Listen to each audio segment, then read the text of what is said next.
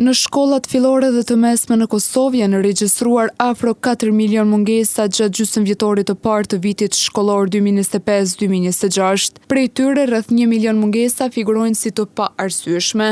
Situatë ngjashme paraqitet edhe në komunën e Xhakovës, ku sipas drejtorisë komunale të arsimit, mungesat mbeten të konsiderueshme në të dy nivelet e arsimit. Drejtori i këtij institucioni, Hysem Brahimaj, ka bërë të ditur se për nxënësit nga klasa e parë deri në të nëntën janë regjistruar 39.347 mungesa të paarsyeshme dhe 107.129 mungesa të arsyeshme, ndërsa për nxënësit e shkollave të mesme të larta, klasat 10 deri 12, janë evidentuar 33.925 mungesa të paarsyeshme dhe 51.408 të arsyeshme.